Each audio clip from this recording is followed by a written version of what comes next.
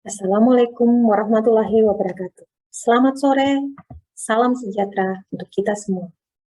Perkenalkan, nama saya Fitria. Saya adalah dosen tetap Fakultas Kesehatan Masyarakat Universitas Halu Oleo. Pada kesempatan ini, saya akan menyampaikan pernyataan diri PDD UKT-PT untuk Dharma Pengajaran. Secara garis besar, video ini terdiri atas dua bagian, yaitu penyampaian DIA, Delivery, Interaction, Assessment, dan video pembelajaran.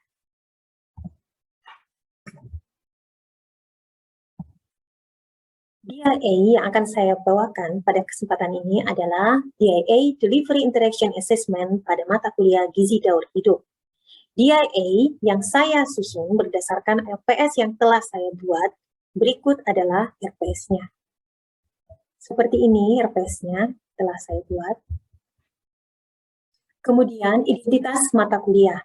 Nama mata kuliah adalah Gizi Daur Hidup, kode mata kuliah JAA65052 dengan SKS 2 SKS ini diampu atau ditawarkan pada semester 5. Sifat mata kuliahnya adalah wajib, dan deskripsi mata kuliah ini membahas tentang konsep dasar dan prinsip gizi dalam daur kehidupan, meliputi ibu hamil, ibu menyusui, bayi, anak balita, anak sekolah, remaja, dewasa, dan lansia.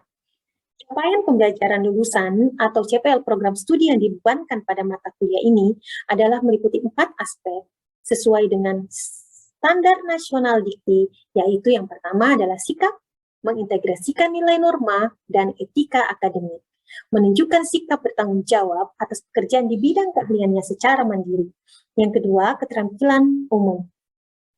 Diharapkan lulusan itu mampu memahami dasar-dasar ilmu kesehatan masyarakat, basic public health science. Yang ketiga, keterampilan khusus. Lulusan diharapkan mampu menerapkan konsep dasar gizi daur kehidupan dalam bidang kesehatan masyarakat pada tingkat kegiatan pelayanan kesehatan primer dengan pendekatan interdisiplin. Yang keempat, pengetahuan. Lulusan diharapkan memiliki penguasaan tentang konsep dasar gizi dalam siklus kehidupan manusia, meliputi ibu hamil, ibu menyusui, bayi, anak balita, anak sekolah, remaja, orang dewasa, dan lanjut usia, agar seseorang dapat tumbuh optimal pada setiap siklus kehidupan.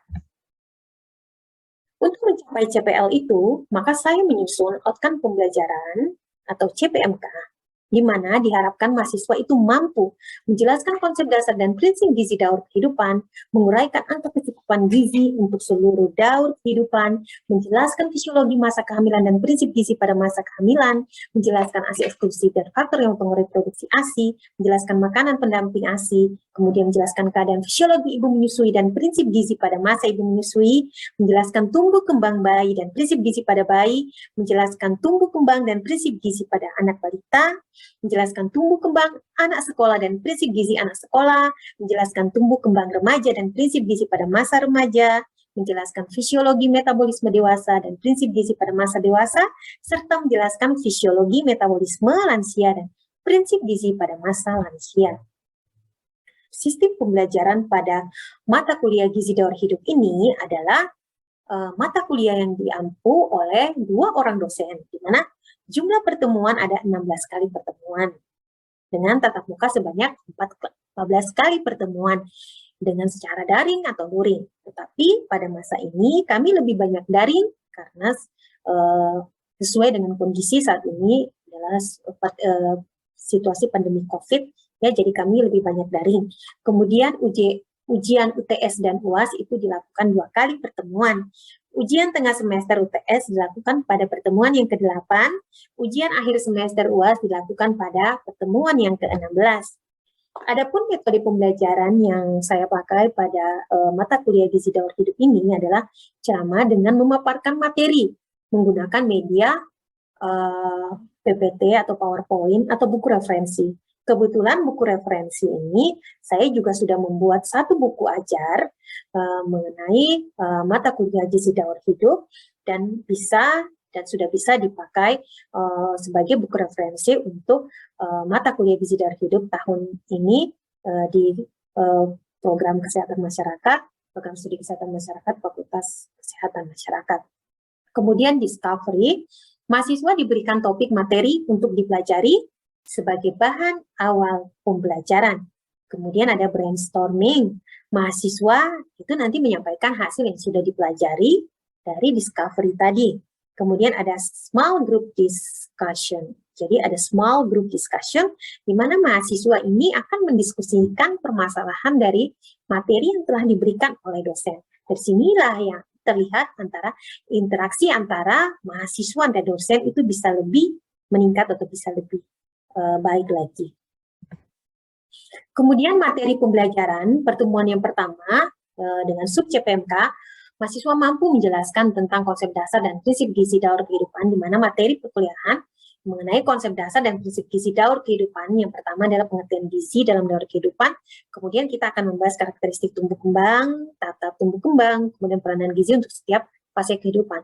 Di pertemuan yang kedua, dengan sub CPMK mampu menguraikan angka kecukupan gizi untuk seluruh daur kehidupan, di mana materi perkuliahan ini adalah angka kecukupan gizi untuk setiap daur kehidupan. Jadi sebelum kami masuk pada tahap untuk memberikan materi mulai dari fase kehamilan, kami memberikan dulu mengenai angka kecukupan gizi untuk setiap daur kehidupan, supaya pada saat mereka masuk tahap awal, tahap masa kehamilan, mereka sudah mengetahui angka kecukupan gizi untuk setiap fase atau setiap daur kehidupan. Kemudian di pertemuan yang ketiga, dengan sub CPMK mampu menjelaskan fisiologi kehamilan dan konsep dasar dan prinsip gizi pada kehamilan. Adapun materi perkuliahannya adalah konsep dasar dan prinsip gizi pada masa kehamilan.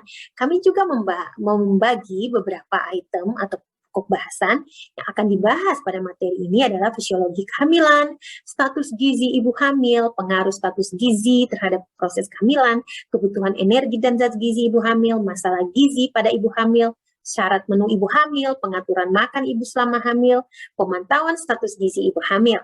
Kemudian di pertemuan keempat, dengan sub CPMK mampu menjelaskan tentang ASI eksklusif dan faktor yang mempengaruhi produksi ASI. Jadi materi perkuliahannya nanti adalah ASI eksklusif dan faktor yang mempengaruhi produksi ASI. Jadi ada bagian-bagian yang akan kami sampaikan, yaitu ASI eksklusif, kemudian faktor yang mempengaruhi produksi ASI, kemudian manajemen laktasi, kemudian pemberian ASI pada ibu bekerja. Pertemuan yang kelima, dengan sub CPMK mampu menjelaskan dan menerapkan makanan terbaik untuk MPASI. Materi perkuliahan yaitu makanan pendamping ASI. Yang pertama pengertian MPASI, kemudian panduan pemberian makanan pendamping ASI, kemudian ketiga menu yang terbaik. Menu MPASI yang terbaik untuk tumbuh kembang bayi. Kemudian di pertemuan ke-6 itu dengan sub CPMK mampu menerapkan konsep dan prinsip gizi pada masa menyusui dan menghitung kebutuhan energi dan zat gizi pada ibu menyusui. Konsep dan prinsip gizi pada masa menyusui ini nanti kami bagi-bagi lagi seperti pada mata kuliah yang lain, seperti materi perkuliahan yang lain, yaitu kami bagi menjadi fisiologi ibu menyusui, status gizi ibu menyusui, kebutuhan energi dan zat gizi ibu menyusui, masalah gizi pada ibu menyusui, dan faktor yang mempengaruhinya, menu yang sehat untuk ibu menyusui, dan pengaturan makan pada ibu menyusui. Kemudian yang pertemuan ke-7 dengan sub CPMK mampu menjelaskan dan menerapkan konsep dan prinsip gizi pada tumbuh kembang bayi dengan materi perkuliahan adalah tumbuh kembang dan gizi pada bayi. Di sini juga kami menguraikan lagi sub-sub pokok bahasan dari pengertian bayi, tahap tumbuh kembang bayi, kebutuhan energi dan zat gizi pada bayi, status gizi bayi, masalah gizi pada bayi dan faktor yang mempengaruhinya, prinsip pemberian makanan untuk bayi, serta syarat menu yang sehat untuk bayi. Kemudian di pertemuan ke-8, kami mengadakan UTS. Pertemuan yang ke-9 dengan sub CPMK mampu menjelaskan karakteristik tumbuh kembang anak balita dan menerapkan konsep dan prinsip gizi untuk anak balita. Materi perkuliahannya adalah tumbuh kembang dan gizi anak balita. Di sini juga kami membahas tentang pengertian anak balita dan karakteristiknya, tahap dalam tumbuh kembang anak balita, status gizi pada anak balita, kebutuhan energi dan zat gizi pada balita, masalah gizi pada anak balita dan faktor yang mempengaruhinya, dan syarat menu yang sehat untuk anak balita. Kemudian di pertemuan ke-10 dan ke-11, mampu menjelaskan karakteristik tumbuh kembang anak sekolah menerapkan konsep dan prinsip gizi untuk anak sekolah. tumbuh kembang dan gizi anak sekolah. Inilah materi perkuliahannya. Kemudian kami bagi-bagi lagi seperti materi-materi sebelumnya, yaitu pengertian dan karakteristik anak sekolah, faktor yang mempengaruhi tumbuh kembang anak sekolah, kebutuhan energi dan zat gizi anak sekolah, status gizi anak sekolah, masalah gizi pada anak sekolah, serta usaha pencegahannya, serta syarat menu yang sehat untuk anak sekolah. Kemudian di pertemuan 12-13, itu dengan sub CPMK mampu menjelaskan pengertian remaja, menerapkan konsep dan prinsip gizi untuk remaja. Kemudian materi perkuliahannya adalah tumbuh kembang dan gizi pada remaja. Nanti kami juga bagi-bagi lagi menjadi sub pokok bahasan, ada pengertian remaja, fisiologi pertumbuhan remaja, faktor yang mempengaruhi tumbuh kembang remaja, status gizi remaja, kebutuhan energi dan zat gizi anak remaja, masalah gizi pada remaja, dan cara pencegahannya serta syarat menu yang sehat bagi remaja.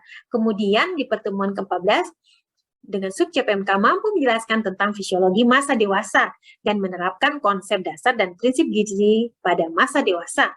Kemudian materi perkuliahannya adalah fisiologi, metabolisme, dan gizi pada masa dewasa.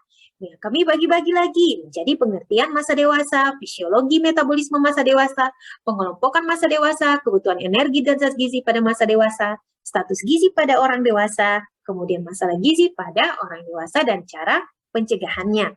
Kemudian pertemuan yang ke-15, sub CPMK mampu menjelaskan fisiologi masa lansia dan menerapkan konsep dan prinsip gizi pada lansia dengan materi perkuliahan yaitu fisiologi, metabolisme, dan gizi pada masa lansia.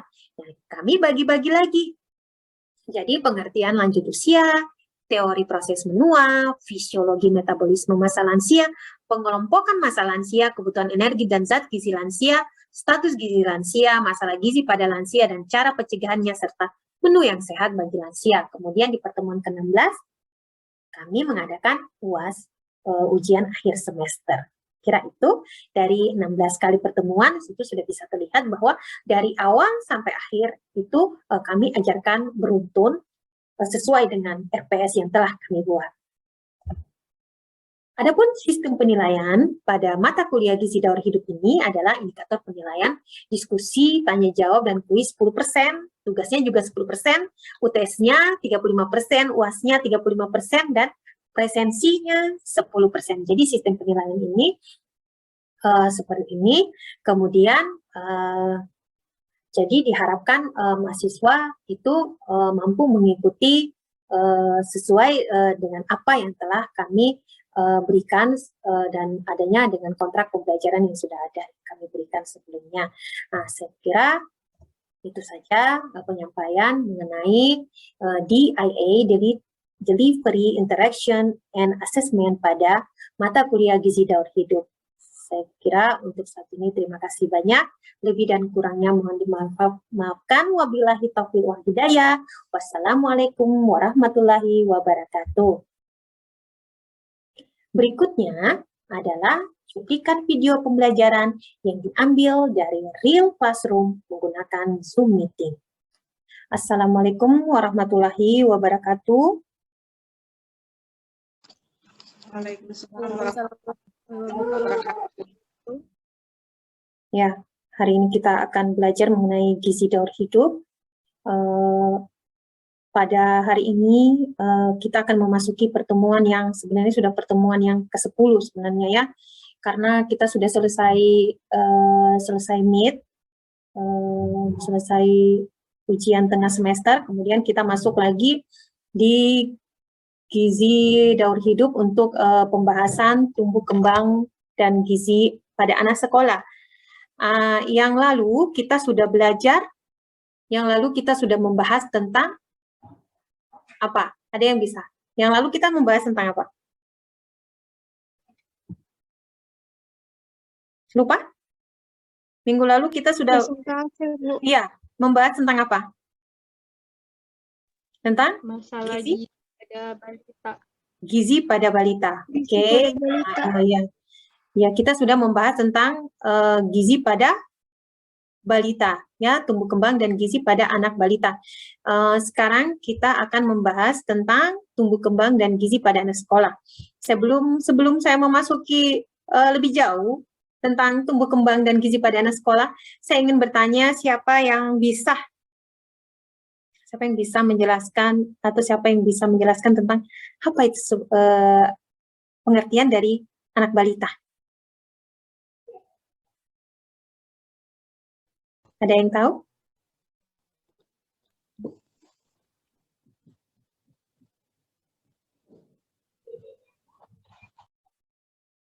Ada yang tahu? Pertanyaannya, Bu? Pengertian anak balita Bu. itu? Ya, silahkan. Siapa? Siapa namanya? Ya. Siti Marlim, Bu. Ya, oke, silahkan. Jadi, menurut saya,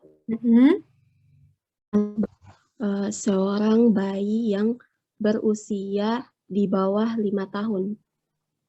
Jadi, yang lain. Siapa yang sudah mendapatkan balita? Minggu lalu kita sudah belajar tentang anak balita. Saya, Bu. Ya, silakan, silakan. Apriani? Ya, silakan. Jadi anak balita itu anak yang menginjak usia di atas 1 tahun atau lebih populer dengan pengertian usia.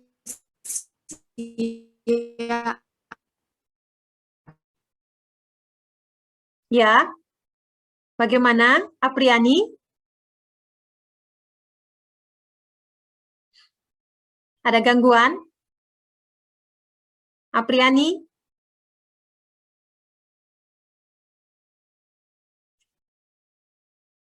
Apriani, bagaimana dengan yang lain?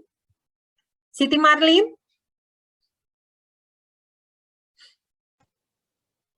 Ya, Bu. Iya, coba Siti Marlim. Karena Apriani ini ada gangguan ya. Jadi coba Siti Marlim.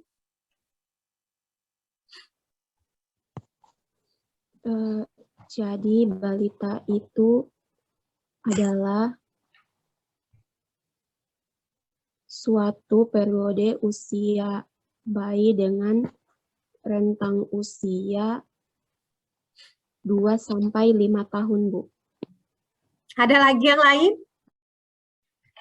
Saya, Bu. Ya, siapa? Siapa? Oke. Terima kasih, Bu. Ya. Kalau menurut saya, balita itu adalah anak yang telah menginjak usia di atas 1 tahun atau atau juga berada di bawah usia 5 tahun. Ya, jadi pada umumnya. Oke, silahkan. Bu, terima kasih.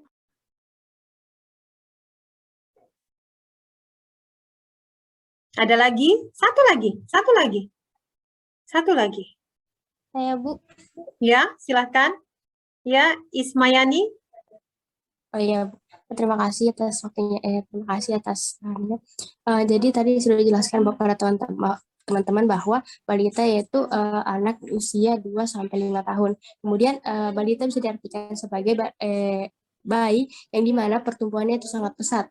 Kenapa pesat? Karena pertumbuhannya itu cepat dan memiliki perkembangan dan pertumbuhan yang bisa dikatakan sangat sensitif. Seperti itu, Bu. Iya, jadi sebenarnya kita lihat dulu bayi itu anak umur berapa? Balita. Anak balita itu anak umur 1 sampai 5 tahun. Ya, jadi itu untuk pengertiannya. Jadi di masa itu mereka juga sangat membutuhkan yang namanya gizi, ya, karena di sanalah adalah masa tumbuh kembang, ya. Tumbuh kembang anak untuk menjadi ke arah yang lebih tinggi lagi ke anak sekolah, kemudian ke remaja. Jadi dari tahap-tahapan itu kalian kan sudah belajar mengenai bayi, ya. Dari bayi kemudian menuju ke anak balita, setelah anak balita kita belajar ke anak sekolah, ya. Oke, sekarang kita lanjut ya. Jadi hari ini Ibu akan membawakan tentang tumbuh kembang dan gizi pada anak sekolah.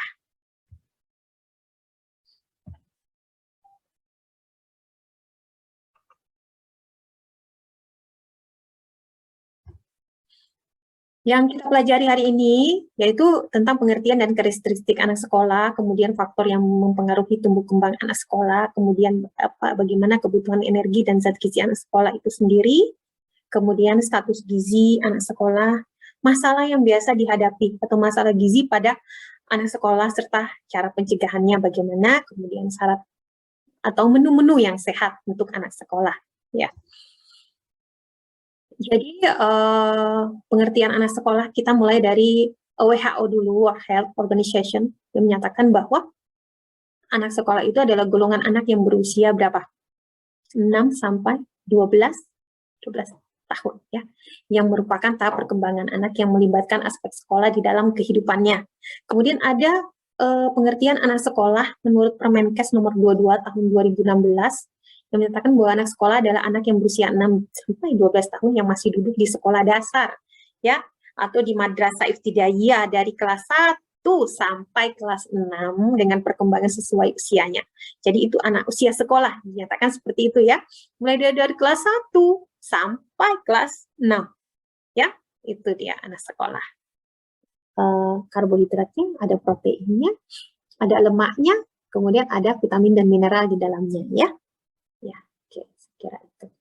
Kenapa kurang vitamin A juga? Biasanya anak-anak kurang makan sayur, ya. Jadi vitamin A itu biasanya katanya lebih banyak di wortel, ya, lebih banyak di sayur-sayuran. Jadi seperti itu. Jadi kurang vitamin A biasanya. Karies gigi, kenapa? Karena itu tadi vitamin kalsium dan vitamin D-nya itu kurang. Karena anak-anak itu lebih suka apa?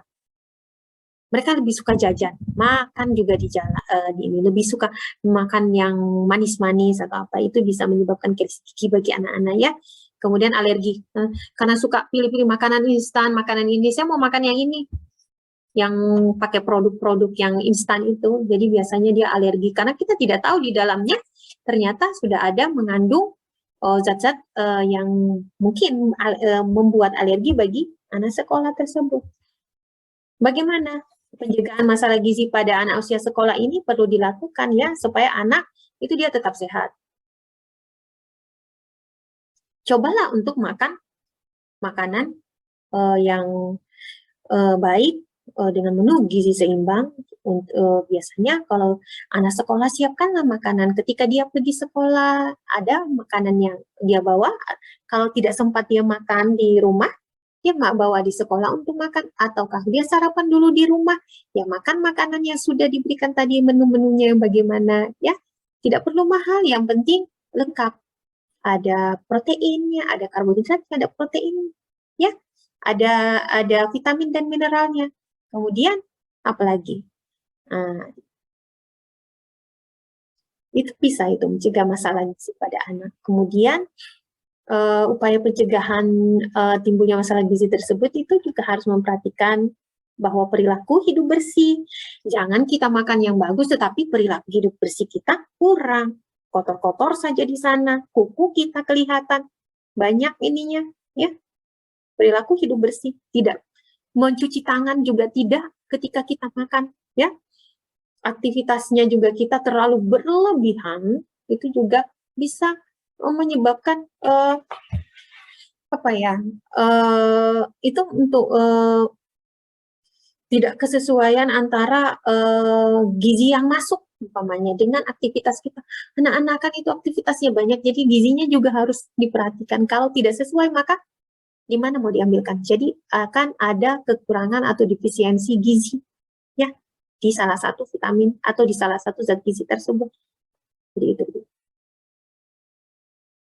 Jadi itu saja, ya. Jadi perilaku hidup bersih, konsumsi aneka ragam makanan yang ada, yang sehat, ya, yang sehat, bukan yang tidak sehat, yang sehat. Makanan yang sehat, konsumsi makanan yang ada di rumah, ya, itu lebih bagus. Tetapi bagaimana orang tua juga bisa mengatur yang namanya menu seimbang bagi anak sekolah sehingga anak-anak itu bisa tercukupi kebutuhan gizinya setiap hari. Dan itu dengan seperti itu bahwa jika konsumsi makanannya, kualitas makanan dan minuman yang dikonsumsi itu bagus, maka akan mempengaruhi asupan gizinya, sehingga akan mempengaruhi kesehatan individunya, kesehatan gizinya, dan kesehatan masyarakat. Dengan gizi yang optimal itu, maka sangat penting untuk pertumbuhan normal serta perkembangan fisik dan kecerdasan anak pada usia sekolah. Jadi kalau gizinya seimbang atau gizinya bagus pada masa usia sekolah, maka akan meningkatkan kesehatan anak tersebut dengan pertumbuhan dan tumbuh kembang itu yang lebih baik, dengan kecerdasan otak yang lebih baik, itu akan meningkatkan kualitas daripada gizi dan kehidupan dari anak usia sekolah tersebut. Ya, dia bisa mendapatkan prestasi atau dia juga bisa tumbuh sehat dan mendapatkan prestasi yang lebih baik. Saya kira untuk dari saya cukup ya. Mungkin ada yang mau ditanyakan? Saya Bu, izin Ya. bertanya. Silahkan. Tadi Siti seperti Marlin ya, Siti Marlin ya. ya Siap. Bu, Ya, silakan Siti Marlin. tadi seperti yang dijelaskan Bu, itu energi untuk anak laki-laki usia 10-12 tahun lebih besar dari energi untuk anak perempuan. Pertanyaan saya, Ya. apa energi anak laki-laki energi yang dibutuhkan anak laki-laki lebih besar daripada energi yang dibutuhkan anak perempuan? Iya, jadi saya jawab saja ya. Jadi pada masa usia 10-12 tahun itu sudah dibedakan. Kita lihat, perempuan dan laki-laki pada usia itu lebih banyak anak laki-laki melakukan aktivitas di luar rumah. Ya, mau bermain. Ya, bermain di luar rumah itu lebih banyak. Panjat ini, lari sana, lari sini, ya. Ataukah dia juga itu ada pertumbuhan hormon ketika pada saat dia umur 10-12 tahun. Ya, dari situ maka energi yang dibutuhkan itu lebih banyak karena aktivitas pada laki-laki itu akan lebih tinggi dibandingkan dengan wanita. Ya, seperti itu ya. Aktivitasnya mereka itu lebih banyak ketimbang dari wanita, sehingga kenapa wanita itu lebih rendah energinya. Tetapi saya jelaskan tadi bahwa kalau zat besi ternyata perempuan itu lebih banyak dia membutuhkan, karena pada masa itu adalah masa di mana biasanya pada masa itu sudah menstruasi, sudah mengalami haid, jadi membutuhkan zat besi yang lebih banyak, ya. Jadi mungkin itu bisa diterima, Siti Marlin? Iya Bu, Ya. saya Pak. Ya, Terima terima kasih. Ya, terima kasih. Terima kasih. Saya kira untuk hari ini kita cukupkan. Saya tadi sudah membagikan link presensi ya. Jadi silakan diisi link presensinya, link absennya, supaya kalian dinyatakan hadir untuk pada hari ini ya, pertemuan ini, dan terima kasih sudah mengikuti perkuliahan. Jadi saya sudah jelaskan tadi bahwa kesimpulannya adalah tumbuh kembang dan gizi pada masa usia sekolah itu sangat penting untuk memberikan pertumbuhan yang lebih baik, atau kalau dia tumbuh kembangnya bagus, kemudian gizinya bagus, itu akan meningkatkan kualitas hidup dari anak tersebut, bisa dan mempengaruhi nanti kecerdasannya, kecerdasan otaknya, dan prestasi belajarnya. Jadi harus memang diperhatikan ya. Saya kira cukup sampai di sini. Kalau sudah tidak ada pertanyaan lagi, ya saya akhiri. Kita akan berjumpa pada minggu depan dengan pokok bahasan yang lain lagi tentang tumbuh kembang dan prinsip gizi pada anak remaja. Ini juga akan menarik ya, karena kita akan berbicara tentang anak remaja ya. Tetapi itu minggu depan ya. Saya kira cukup sampai di sini. Silakan isi link presensinya. Lebih dan kurangnya mohon dimaafkan. Wabillahi taufiq wal hidayah.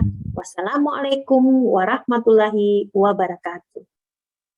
Waalaikumsalam. Waalaikumsalam warahmatullahi wabarakatuh.